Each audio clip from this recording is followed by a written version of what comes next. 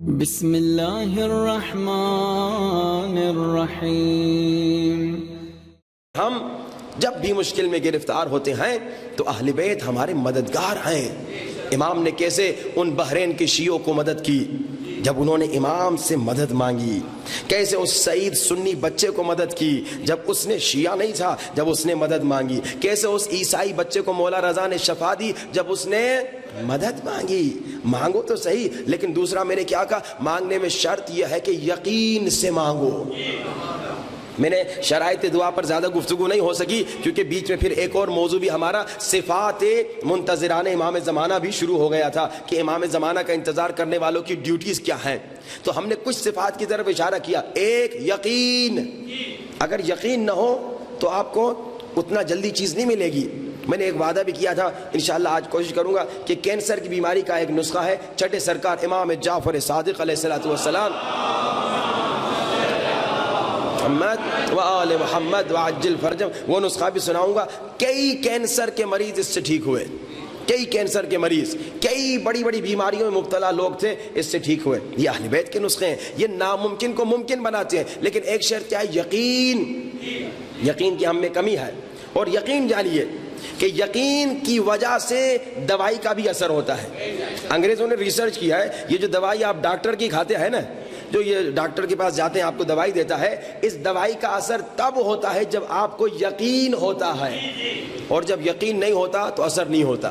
یقین میں اتنا پاور ہے، اتنی طاقت ہے کہ جب تمہیں یقین نہ ہو یا یقین کی کمی ہو تو پھر اتنا اثر جلدی نہیں ہوتا۔ اسی لیے میں کہتا ہوں کہ اہل بیت کے نسخے ناممکن کو ممکن بناتے ہیں، لیکن سب سے ضروری بات کیا ہے، یقین کامل ہو۔ یقین بہت ضروری ہے۔ اور دوسری بات جو سب سے ضروری ہے وہ کیا ہے، اہل بیت پر یقین کے ساتھ شرائط دعا میں سے کچھ شرائط میں نے بیان کی، جن میں سے ایک شرط کیا ہے کہ ساتوں اعضاء پاک ہوں۔ وہ موٹے والی مثال یاد ہے نا کہ بھائی کھانے پر بھی کنٹرول کرو، ایکسرسائز کر رہے ہو ساتھ میں کھانے پر بھی کنٹرول کرو، ان نسخوں پہ عمل کر رہے ہو ساتھ میں گناہ پر بھی کنٹرول کرو۔ آنکھوں سے گناہ نہ ہو، کسی نامحرم کسی کی ناموس کو نہ دیکھو، زبان سے غیبت نہ ہو، تہمت نہ ہو، بس ذکر خدا ہو، کان سے کوئی غیبت نہ سنے، کوئی گانا نہ سنے، یعنی کہ صرف محرم کے 10 دن پھر شروع ہو جائے، نہیں، پورا سال پوری زندگی اسی طرح سے ہو۔ ہاتھوں سے ظلم نہ ہو، نامحرم کو ہاتھ نہ دے، کبھی کوئی غلط کام نہ کرے، پاؤں سے وہاں نہ جائے جہاں جانے سے اللہ نے منع کیا، پیٹ میں ایک لقمہ حرام بھی نہ آئے، کیونکہ ایک لقمہ حرام 40 دن دعا قبول نہیں ہوتی۔ اللہ اکبر۔ جب انسان ساتوں اعضاء کو پاک رکھے گا، گناہ سے بچائے رکھے گا، تو میں نے جو آپ کو نسخے دیے، مثالیں بھی آپ کو دی تھیں کہ وہ دعائے توسل کا نسخہ کہ میں نے کہا تھا 40 دن تک اس پہ عمل کرو، ہر روز ہر نماز کے بعد ایک مرتبہ دعائے توسل پڑھو۔ بعض نے 3 دن میں ان کی مشکل سولو ہو گئی، بعض کو 4-5 دنوں میں، بعض کو 1 ہفتوں میں، کیونکہ وہ پاک تھے، گناہوں سے دور تھے۔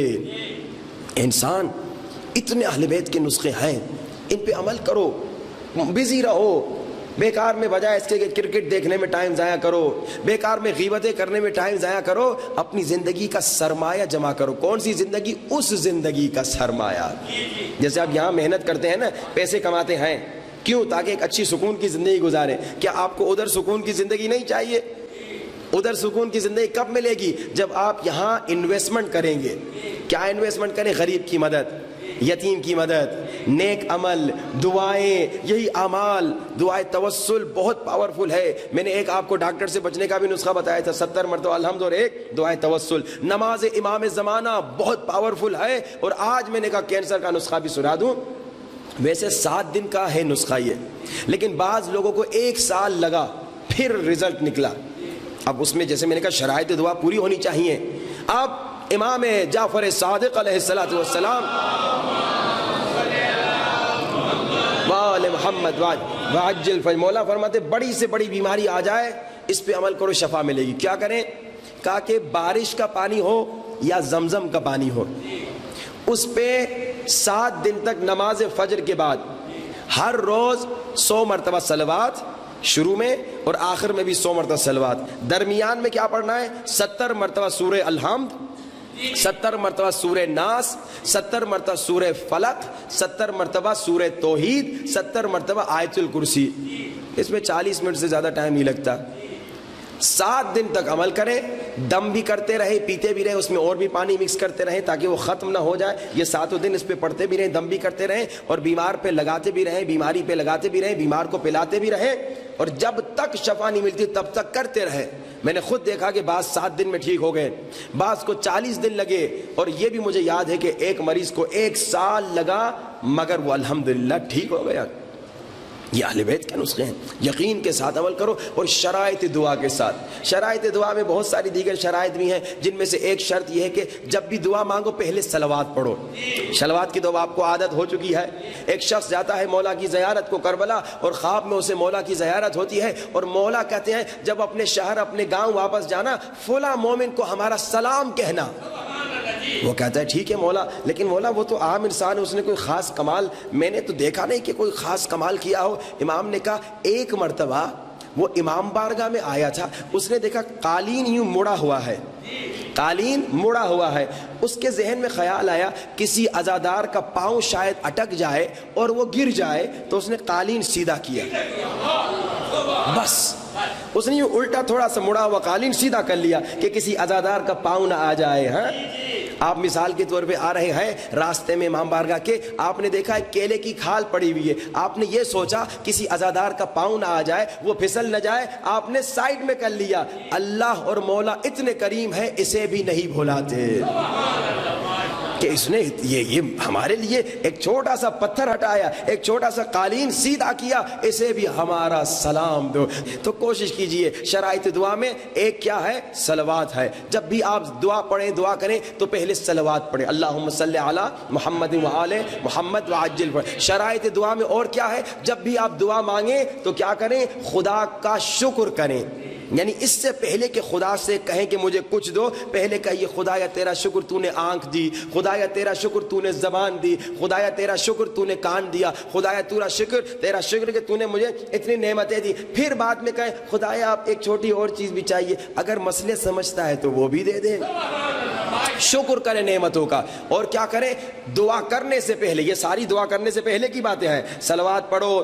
ایک تو یقین ہو, یقین کے بعد آپ کے ساتھوں اعضاء صاف ہوں, پھر کیا کریں؟ صلوات پڑھیں, پھر کیا کریں؟ شکر کریں, اور پھر کیا کریں؟ یا شکر سے پہلے یہ کام کریں کہ اپنے گناہوں پر گریا کریں, یا شکر کے بعد اس پر عمل کریں, کوئی فرق نہیں پڑتا. یعنی کہیں خدایا تیرا شکر کہ تو نے آنکھ دی, لیکن خدایا معاف کر دے اس آنکھ سے غلطی ہو گئی. خدایا تیرا شکر تو نے زبان دی, لیکن معاف کر دے اس زبان سے غلطی ہو گئی. یہ دعا کے شرائط اور آداب ہیں. اب اس کے بعد دعا مانگ لے, نہیں کہا اب بھی دعا نہ مانگو. کہا پھر کیا کریں؟ کہا اب امام زمانہ کے ظہور کی دعا کرو.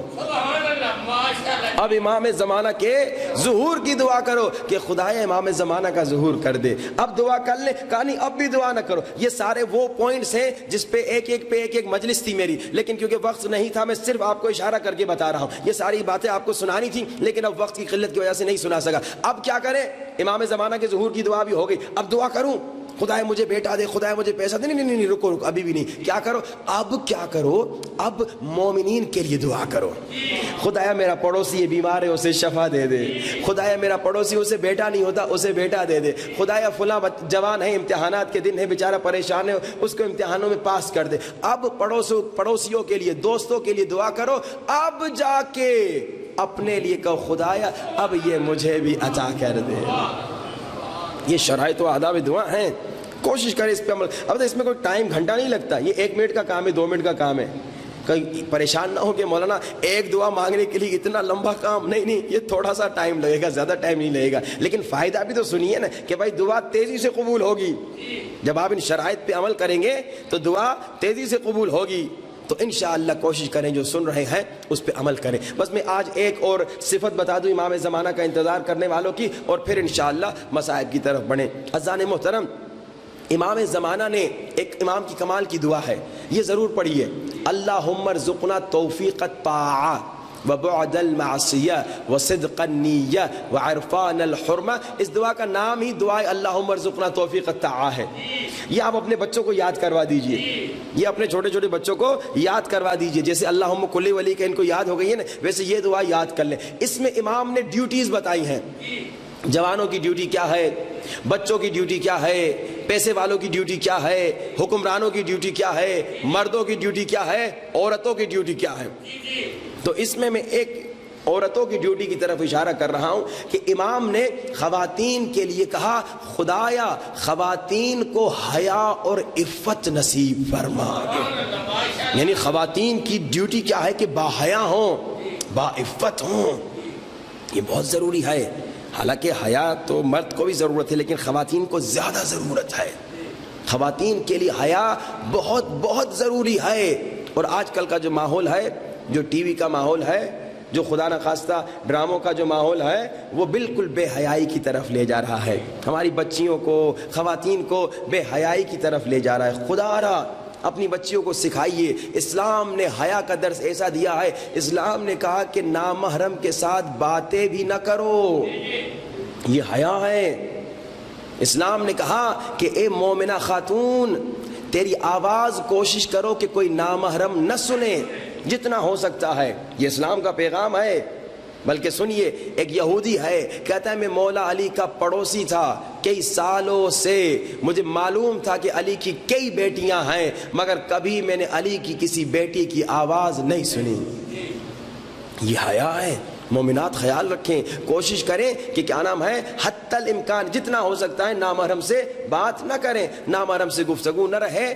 ہاں مرد بات کریں مرد سے، خواتین سے بات کریں۔ کبھی کبھار چھوٹے چھوٹے گاؤں میں اس چیزوں میں بہت بے احتیاطی ہو جاتی ہے۔ اسی طرح جب آپ مجالس میں خواتین آتی ہیں تو خواتین کوشش کریں کہ جب مجلس پڑھ رہی ہیں یا جب نوحہ پڑھ رہی ہیں، خواتین میں پڑھ رہی ہیں، جب قصیدہ پڑھ رہی ہیں تو کوشش کریں کہ ان کی آواز باہر نہ جائے، کسی نامحرم کے کانوں تک ان کی سریلی آواز نہ جائے۔ اے خاتون، اللہ کے نمائندے امام زمانہ نے خواتین کے لیے حیا اور عفت کی دعا کی ہے، تو مومنات کو با حیا بننا ہے۔ کیسے؟ حیا صرف سر پہ چادر رکھنا نہیں، حیا بولنے میں بھی حیا ہے، حیا چلنے میں بھی حیا ہے۔ حیا جو ہے اس کی اقسام ہیں کہ خاتون چلنے میں بھی با حیا ہے، بولنے میں بھی با حیا ہے، لباس میں بھی با حیا ہے۔ ایسا ہونا چاہیے۔ دیکھیے بی بی زینب سلام اللہ علیہا کے متعلق ہم پڑھتے ہیں کہ نانا کے روزے پر بھی رات کو جاتی تھی، یہ حیا ہے۔ بی بی سر پہ چادر ہوتی تھی، بی بی سلام اللہ علیہا کے ساتھ 18 بھائی ہوتے تھے مگر پھر بھی نانا کے روزے پہ رات کو جاتی تھی، یہ حیا ہے۔ خدا را خواتین کوشش کریں اس حیا فاطمی اور حیا زینبی کو اپنی زندگی میں لے کر آئیں۔ اور مومنوں، آج جو آپ لوگ دعائے ندبہ میں ماشاءاللہ آئے، ایک عادت بنا دیجئے کہ ہر جمعہ نہیں کہوں گا، فی الحال ہر 3 مہینے میں ایک اس طرح کا دعائے ندبے کا پروگرام رکھیے، پھر آہستہ آہستہ 1 سال کے بعد ہر مہینے میں ایک اس طرح کا دعائے ندبہ کا پروگرام رکھیے جس میں پورا آپ کا گاؤں آئے، مرد عورت سب آئیں، اور اصل ٹائم پر دعا ہو جو نماز فجر کے بعد ہے یا اس کے 1-2 گھنٹے کے بعد، یعنی کہ دوپہر کو یا رات کو۔ 3 مہینے میں 1 مرتبہ، کوئی بڑا کام نہیں ہے۔ میں نہیں کہہ رہا کہ ہر جمعے کو پہلے سے ہی سخت کام دوں گا تو آپ رہ جائیں گے۔ ہر 3 مہینے میں ایک ایسا دعائے ندبہ کا انتظام رکھیں، یعنی پہلے سال میں 4 ایسی بڑی دعائے ندبہ رکھیں، دوسرے سال ہر مہینے میں ایک دعائے ندبہ رکھیں اس انداز کی بڑی بھرپور کہ پورا گاؤں آ جائے اور مصائب بھی ہوں، فضائل بھی ہوں، ماتم بھی ہو، نوحہ بھی ہو، گریہ بھی ہو، نظر نیاز بھی ہو۔ اس کے بعد 1 سال کے بعد پھر آہستہ آہستہ کوشش کریں ہر 2 ہفتے میں اس طرح کی ایک دعا رکھیں، یہاں تک کہ 4تھے سال جو ہے ہر ہفتے شروع کر دے اس انداز کی دعائے ندبہ۔ 4 سال لگیں گے لیکن 4 سالوں کے بعد یہ عادت پکی ہو جائے گی انشاءاللہ، اور پھر جو آپ کی نسلیں انشاءاللہ دعائے ندبہ پڑھتی پڑھتی بڑی ہوں گی، یہ عاشق امام زمانہ ہو جائیں گی۔